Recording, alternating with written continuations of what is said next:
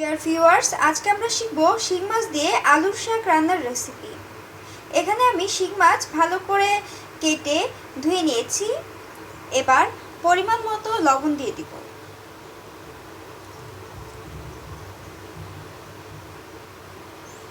এক চা চামচ পরিমাণ হলুদ গুঁড়ো দিয়ে দিব। 1 টেবিল চামচ পরিমাণ মরিচ গুঁড়ো দিয়ে দিব। 1 টেবিল চামচ পরিমাণ রসুন বাটা দিয়ে দিব। 5টি কাঁচামরিচ ফালিয়ে দিয়ে দিব। আধা কাপ পরিমাণ পেঁয়াজ কুচি দিয়ে দিব। এবার 1 টেবিল চামচ পরিমাণ জিরার গুঁড়ো দিয়ে দিব। 1 টেবিল চামচ পরিমাণ সয়াবিন তেল দিয়ে দিব। এবার ভালো করে নেড়ে মিশিয়ে নিন।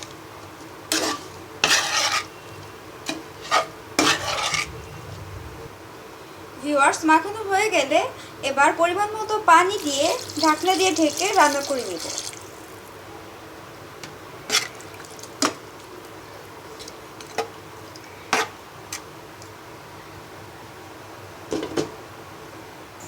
এবার আরেকটি কড়াইতে তেল গরম করে 1 কাপ পরিমাণ পেঁয়াজ কুচি দিয়ে দিব।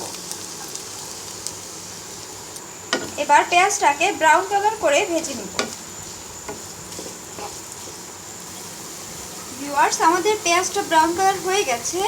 এবার এখানে আমি আলুর শাক ভালো করে কেটে ধুয়ে নিয়েছি। এবার আলুর শাকটা দিয়ে দেব।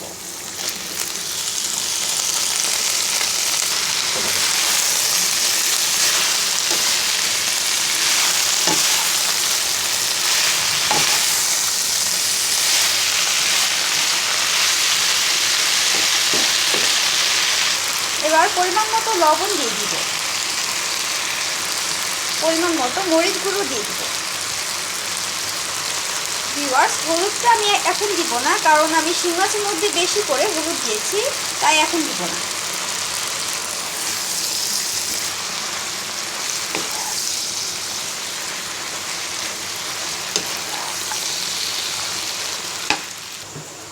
এদিকে আমাদের শিং মাছ রান্না করা হয়ে গেছে। এবার শিং মাছ রান্না করার ঝোলটা আমরা শাকের মধ্যে দিয়ে দিব।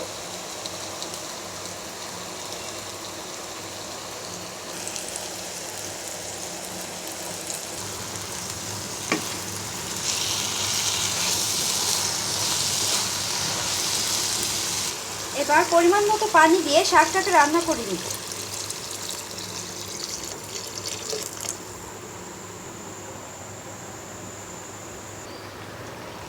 আমাদের শাক রান্না প্রায় হয়ে এসেছে। এবার আমরা রান্না করা শিং মাছটা দিয়ে দিব।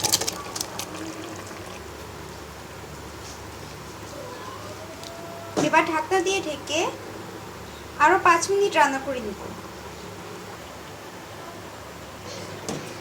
ভিউয়ার্স, 5 মিনিট পর আমরা শাকটাকে নামিয়ে নিব, কিন্তু তার পূর্বে আমরা নামানোর পূর্বে আধা চা চামচ পরিমাণ ধনে গুঁড়ো দিয়ে দিব। আধা চা চামচ পরিমাণ টেস্টিং সল্ট ছিটিয়ে দিব। এবার আরও 2 মিনিট ঢাকনা দিয়ে ঢেকে রান্না করে নিব। সো ডিয়ার ভিউয়ার্স, হয়ে গেছে আমাদের শিং মাছ দিয়ে আলুর শাক রান্না করার রেসিপি। আশা করি আপনাদের আমার রেসিপিটি ভালো লেগেছে। আমার আরও নতুন নতুন রেসিপি যদি আপনাদের ওয়ালে পেতে চান, তাহলে আমার চ্যানেলটি সাবস্ক্রাইব করুন। তাহলে আমার সব রেসিপি আপনাদের ওয়ালে চলে যাবে। সো প্লিজ সাবস্ক্রাইব রান্না রেসিপিস।